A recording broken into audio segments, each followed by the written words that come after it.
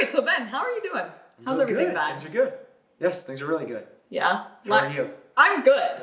It's crazy because it's like the off season, but it really doesn't feel like an off season. I don't know how you're feeling about that, but Well, I think that that's I hadn't even thought of it that way until you just said it. But when the games, for the first time in a long time, had so much drastic changes to it in terms of the programming and how the ask of the athletes. And the off season. I know we have to put it in like air quotes now. There's like a lot of it makes for a lot of moving pieces because you kind of like for the first time in a long time, it's not going back to the drawing board, but there's more of a reevaluation than probably we've done in a very long time when Dave was running the show, because it's unknown, unknowable to an extent, but we kind of have a really good idea of what the test was going to look like. And now it's really different. So yeah, there is more of less of an off season because you got to kind of reevaluate stuff. And are we doing this thing the right way? Especially with all of these off season competitions that athletes are committing to. Yeah. It's like, you really have to start planning your entire season, and there's not much of like a break and a reset, as I'm sure you saw when you got into this, over a decade ago. Yeah. With way back in the day, it was Granite Games was the first one. They were the ones that were in the fall.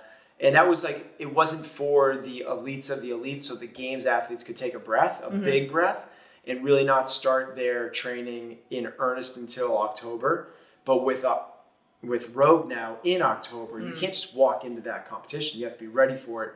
So these guys, their off seasons has really been essentially like a month of their off season has been eliminated from them, so they can take August off. But then September, October is prepping for a very, I want to say serious isn't the right word, but it means a lot to the athletes. Yeah. Rogue it's an awesome, dope competition. They do a good job with it, really good job with it. And the earning potential is substantial enough that the athletes want to take it seriously. Competition is stiff enough that the previous way that a year laid out has been changed a lot. So when we look at CompTrain and transitioning out of the game season into like the off season, reevaluating, where you see the future of CompTrain, obviously a lot of changes have been happening. When we look at some of those high level athletes who are moving on, deciding to work with different camps, what are some of those conversations that you have with those athletes as they're moving on or, taking another path? So it's always a challenge and hard. Like that's the reality of it. It's like you build up a really great relationship with these athletes. Some of them become very, very close friends. And whenever somebody in your life is going to be moving on, that's a hard conversation. But at the same time, this is going to be Ben getting philosophical a little bit, but we don't have enough perspective to know whether this is the right or the wrong thing. Like you want to go like, this is the wrong move, or why are you leaving? Or sometimes it's us not feeling like it's the right fit. And what we have to realize is that it takes a lot longer, a lot of times, to figure out if things are going to be, if this is a good or bad thing. Yeah.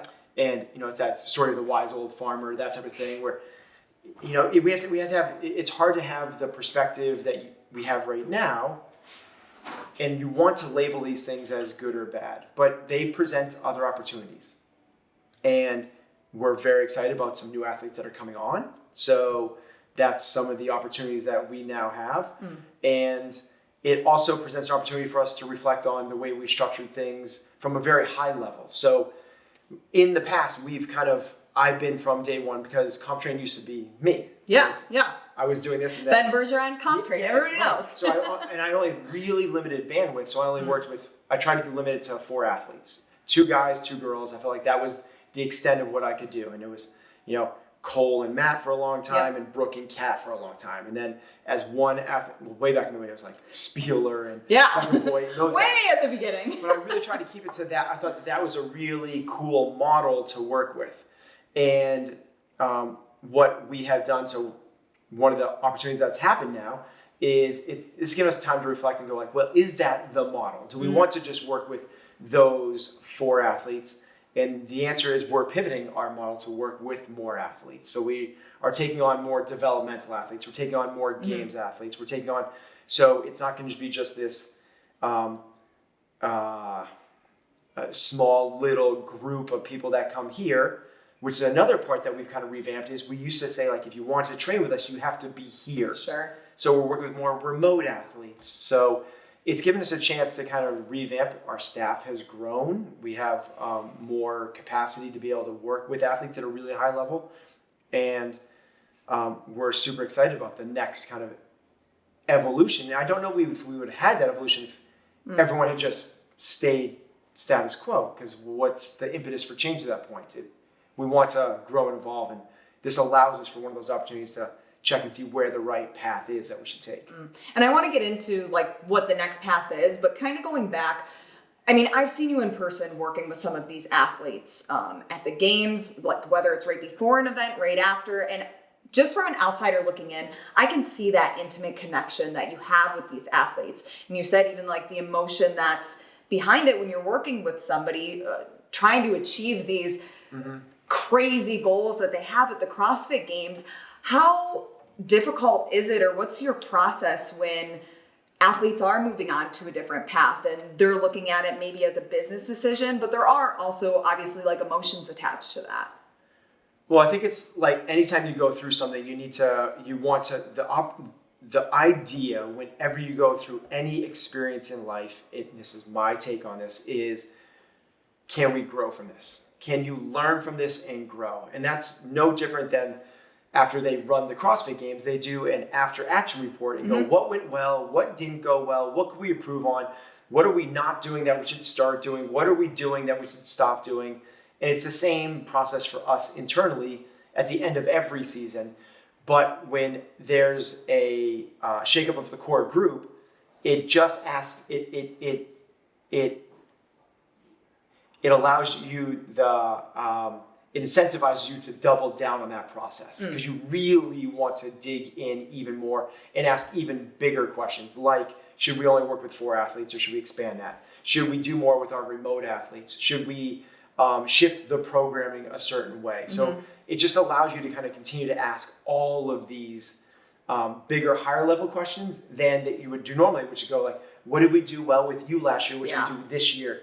It's just the conversation gets elevated. So did you find that like after the CrossFit Games that you were having these conversations with athletes like Amanda, or even a couple years ago like Katrin, that you guys just weren't on the same page anymore, and you and the athletes needed to grow apart? Or what were some of those conversations? Yeah, so for every conversation is different with every athlete. Sure. And I think that the athletes moving on from our platform is really public, and people are very interested in it. And I think everybody wants to know what's going on with CompTrain. And other platforms, athletes come and go, and it's a lot quieter. And that's something that we see as just a reality of the position that we're in. So totally fine and okay, and happy to have conversations about it.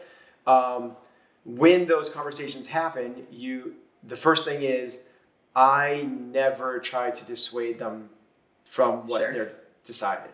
I don't want to be, if it's their decision, and if it's their decision, move on. If it's their decision, move on. The worst thing that I could possibly do is try to persuade them as the boyfriend that won't let go. You know? And I truly want, because I believe that what's the best for them, I care about these people, and I want them to go and do what they want to do. It's no different than an employee leaving your business. When an employee leaves and says, like, I'd like to go and do whatever. I'd like to go and travel the world. I'd like to go and try a different career. I'd like to go and maybe work for this other company. My take on that is not to go, well, what can I incentivize you to stay? That's not the way that would navigate that situation. To me, it's the opposite. I've so enjoyed the time that we got to work together, and I value you so much as what we were able to do together, And I truly I want you to do the thing that's going to set your heart on fire. I want you to do what's going to make you happy. And sometimes that's the grass is greener, it's somewhere else, and maybe it is, maybe it isn't. But people should go have those experiences. They should go and have them for themselves to see what it's like. I've been doing this since 2000 and affiliated in 2009. I've been going to the CrossFit Games since 2009. 2007 was when I affiliated. So this is my 15th CrossFit Games, I believe, maybe 14th. Whatever the math is. It's hard to keep track, but it's been a long time. So the reality. So I could like try to like play the pessimist and go like, well, this sucks, like this doesn't, or try to play the optimist like, well, it's okay because this is, but let's just play with reality. Yeah. For someone to do something for 5, 10, 15 years consistently with the same, especially today where the average time of employment with the company or other professional sports teams is measured a lot of times in months as opposed to years and almost never decades.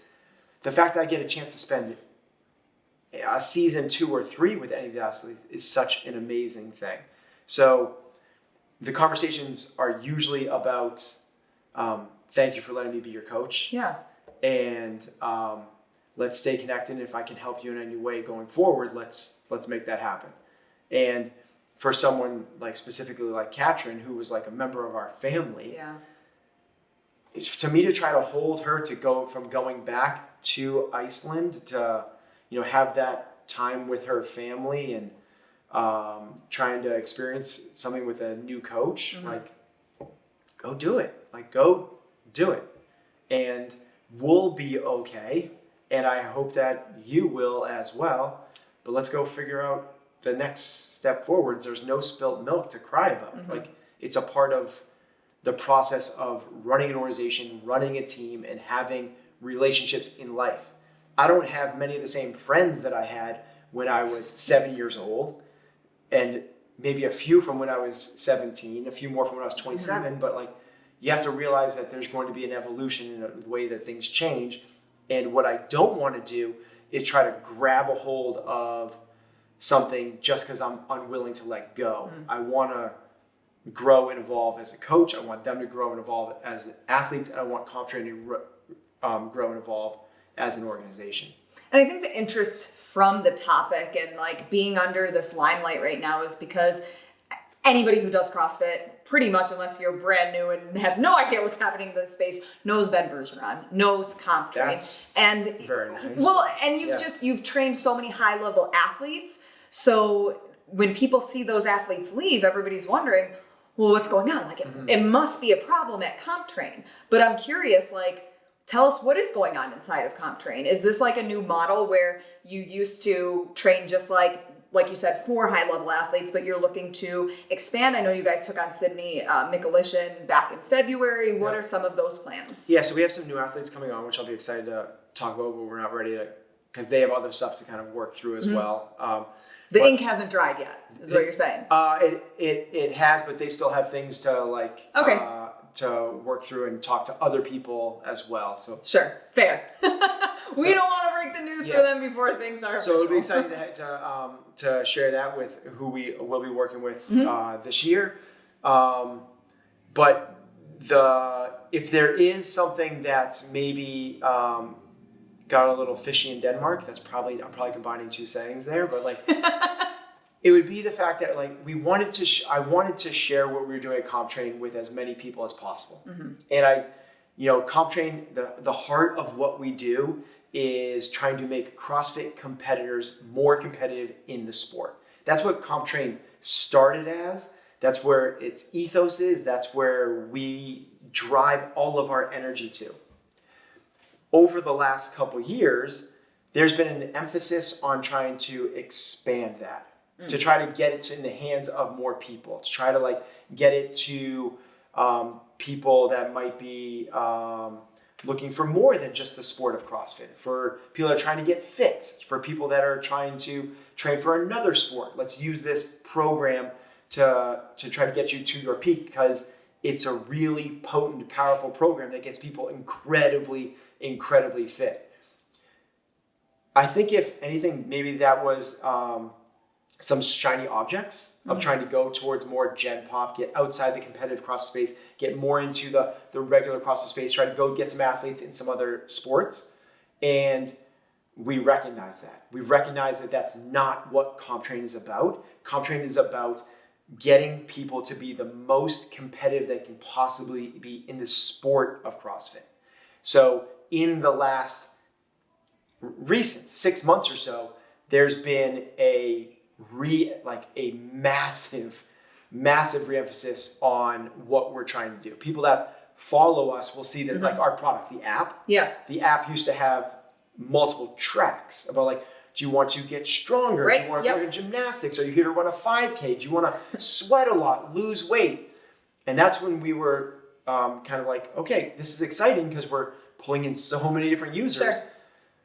But we lost the core focus of what it is we were trying to do, which is the sport of CrossFit. So people that have been following the app now, you'll see we worked really hard in the beginning of the year to refocus that. There's 2 programs you can follow. That's it. So bye-bye like weightlifting, bye-bye 5K, bye-bye sweat, bye-bye lose weight, bye-bye general fitness, bye-bye level 1s, 2s, and 3s. And now we took all of that complexity, but it spoke to a lot of people. And we now want to talk to just one person. And that is, do you want to get better at this sport, CrossFit? And in our app now, you are either going to train for the opens or for the games. The open, plural. Yeah. But I was going to... The open, quarterfinals. Exactly. The whole So there's season. one bucket that says, do you want to train for the open and the quarters? That's one test. Or there's another one, are you a semifinal and games type athlete? And those are very specific. You have to train for those things differently. So in the open, it's, especially the way the open is now, with the 3 weeks and really pared down, it's not very high load. It's not very high skill. It's kind of general work capacity. That's a very different way of training and testing yourself. Now, these people also get ready for 10% move on to the quarters. So we got to get ready for rope climbs and some shuttle sprints and stuff like that.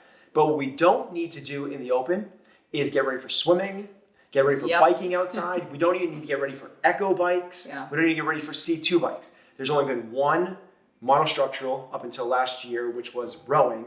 Last year we saw shuttle sprints for the very first time. We've been programming shuttle sprints in a lot. Oh, I've done them like twice a week, every week.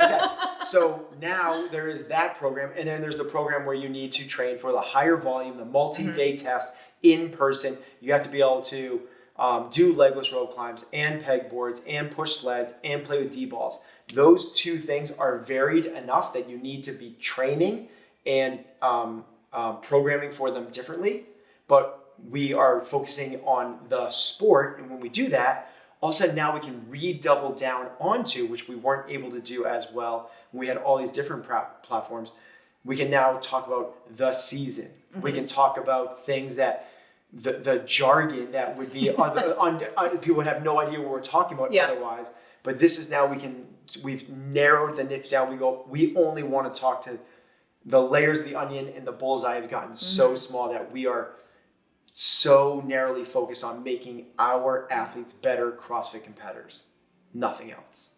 So when we look at this kind of remodel of the app and CompTrain as like a fitness, like a track that people can follow for fitness, specifically CrossFit, where does that then put CompTrain as a company that trains high level athletes? Do you guys actively recruit? Are you looking to build the team? I know you said that you have some people in the works, but like how do you separate them but also like have them under one umbrella? Yeah, so to be a CompTrain athlete, you could be one of 3 different things. You could either essentially follow the app, and that's whether some people follow the app programming in-house here, or they follow it all over the world, right? And that's people that follow the app, and people get incredibly...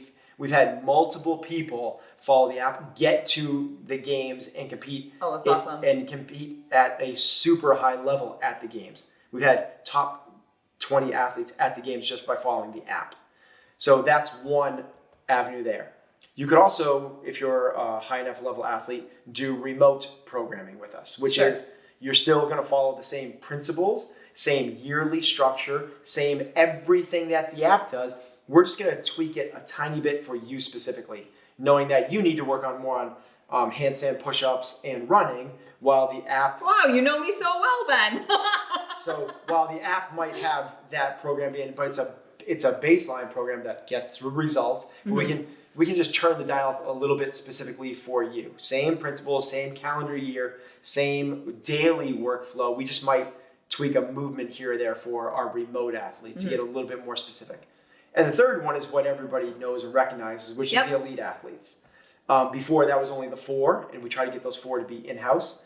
That's been reshaped as well, which we are now working with more than 4, but also working remotely as well. So how do you guys seek athletes out? Do athletes come to you? Is it a Both. mix? And like anybody that's listened to you knows that like you kind of base like people in your life off of like their core principles. Are those what you look for when deciding like who to work with in the high level capacity? Yeah, so the first answer is both happen. Sometimes we will reach out to an athlete, and sometimes they'll reach out to us.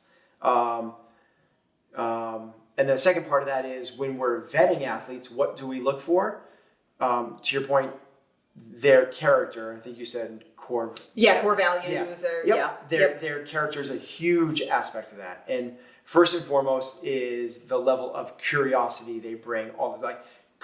Some people call it coachability, some people call it humility, some people call it curiosity. Whatever it is, they need to want to get better. Which sounds like, of course, there are a lot of athletes that do not fall into that category. What they want is validation that they're already good. That's a big difference. There's a lot of athletes that go, I want to work with a coach that just likes this, like, oh, you're really good at that. And if that's the case, you're not willing to work on weaknesses. You're not excited to hear feedback. Basically, what we're doing is you have a fixed mindset. And we need somebody that has this curiosity to want to be better. That's the number one thing from a character standpoint. That's a hugely important aspect to what we are looking for, but I don't want to shy away from what the physical attributes are as well. You could be the most growth-minded athlete in the world, and if you can't, run 200 meters, you're not going to be training for the CrossFit Games. Yeah. So we have kind of like this for elite and developmental athletes. It's really simple. It's some really simple baseline benchmarks. How many muscle ups can you do? What's your snatch? How many 50 strict handstand push-ups can you do for time? 2K row. You get this little picture of an athlete. And then from there, it's like, okay, you have the prerequisites. Sure. You don't have to be games level, but you have the prerequisites that now we can kind of work with this athlete. If you take the physical parts and the character parts, we probably are about 80% there. The other ones are, in terms of vetting the athletes, is how old are they? Because if they're trying to crack into be an individual, but they're 34 years old, we don't have a long runway until that they've aged up in the next group. It's going to be a pretty short career for that athlete. So age matters, and the next one that we take a look at as well is just kind of like anthropomorph, how tall are you, and like that type of stuff. Like that matters. If you're 6'7", you're gonna have a hard time competing in the sport. Similar as if you're 4'9". Yeah. So we want a sweet spot type thing. That sweet spot is you have the physical capabilities, you have the right makeup mentally, and then you fit kind of the profile of the age and demographics. Okay. So when we're looking at the growth of CompTrain, and there's so many other fitness programs that people can follow now. It just seems like the competitive space for that and having these training camps, like it's very different, I can imagine, than when you first started. Yep. How do you and CompTrain stay competitive? Do you consider what other training places are doing, or what's your structure? Yeah, so it's interesting. There's definitely more in the space, but it's not exponentially more. It's just there's new and different ones. And back in the day, it was OPEX and NC Fit and Outlaw and Milford and Misfit, and it's kind of like, and now and CompTrain was in the mix then. Yep. And now CompTrain's still in the mix, but it's also Mayhem and HWPO and Proven and so on. So it's like the neighborhood has changed. Maybe there's a few more houses in the neighborhood, but it's always been that we've never been the lone wolf out there. I think in the beginning, our competitive differentiation was the fact that we won more than the other programs. We had the attention always goes to the individuals, and at one point I coached the male and female champions the same year, so that's a nice notch in the belt. But we've continued to place on the podiums and win. So we have 10 world champions since we've started this up. And that's across the age groups and the teams and stuff like that. And I think that's up there with probably, and I know almost any other program. So I think we're as winning a program as there is out there. So that helps us stay competitive. And the fact that we have the results speak for themselves. And then the second aspect to how we stay competitive is we do more than programming. And I think a lot of other programs do programming. And what we want to do is coach the whole athlete. We want to get athletes to be better physically, the program, but that's only one piece of developing physicality. There's a lot more that goes into the performance of an athlete than the program. Then what are you doing on Monday? What are you doing on Tuesday? What's your lifting? How many sets? How many reps? We have great program that delivers incredible results, but that's just one of 5 pieces of developing an athlete in the physical aspect. Then next to that, you have how do you develop the mentality of the athlete. And one of the things that I've been pretty proud of and that we've done for a very long time is developing and working on the mental aspects of what it requires to be a really competitive athlete. And then there's a third component, which is how do you become a game day ready athlete? So how do you taper? How do you eat on game day? Because it's different than how you eat throughout the season. How do you strategize workouts? How do you create the rest between workouts? What's your recovery look like? How are you going to minimize steps and stress during the competition? So to me, it's the way that we have been able to stay competitive is the fact that it's not just a program. It's a complete method for developing the ultimate competitor. So what is the ultimate goal or mission that CompTrain has for the next calendar year?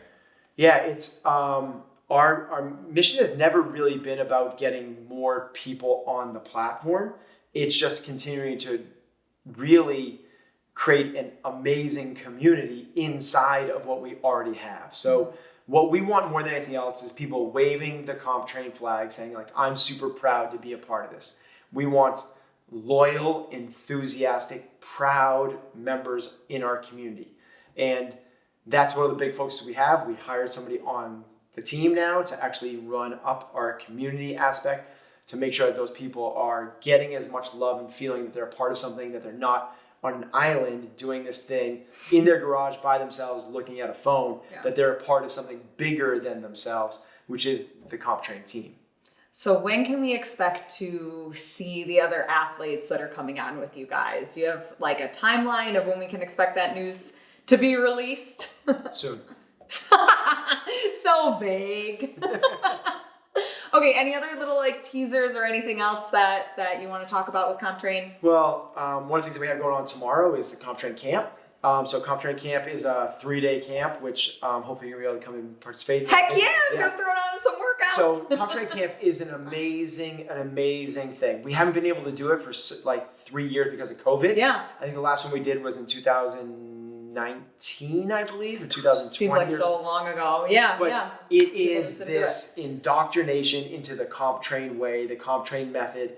And just as I alluded to, it's so much more than the workouts. So there is multiple workouts throughout the day, and each workout serves a very, very big purpose beyond like, did you get your heart rate up? Did you sweat? Did you work? But besides just going and taking a class, we are giving you something you can take away for the rest of your CrossFit career. And every single one of those workouts will have a trickle-down effect that will impact so much more of your career. And that's just the workouts. And then, as I just talked about as well, those different aspects of what it means to be a complete athlete, we take really deep dives into all of those things. So it's a matter of coming here, and from a full day, you come here and you hang, train, learn. We go to eat. Then culminates at the very end with I bring everyone to my house. We have a cookout at my house. Fun! It's super cool. So it's like you really become a part of this little team. We've had people. We actually have somebody taking their third CompTrain camp. Oh my gosh! This one, but so they many need an people, extra sticker or so something. many people have come back for multiple ones as well. So it's something I'm just so excited to be able to bring back to the community because I think they're incredibly fun, impactful, and you learn so. Again, you kind of get out of that like I follow this thing by myself. And we are bringing it back. This is the first time we've ever done 2 in one season. So we have one coming up tomorrow, and we have another one coming up just in a couple months. Awesome! And people can still sign up for that? I think registration probably hasn't even gone out yet. Cool. We'll be looking for it then. This one filled up really quickly, so hopefully people can get on board with that next one as well. But we've also expanded the gym here. We did a big renovation, so we have a full training space dedicated just to competitors. So the camp will be taking that space. Which we've never been able before. We kind of had to piecemeal this thing together at old camps, go to some of the sister gyms that we have, like the tilt gyms. So this is also the first time we've ever done a full camp at CF&E. So lots of coming back to life and lots of firsts. So super excited about those. Awesome. Well, Ben, thank you so much for sitting down and chatting with us. We really appreciate it. Thank you.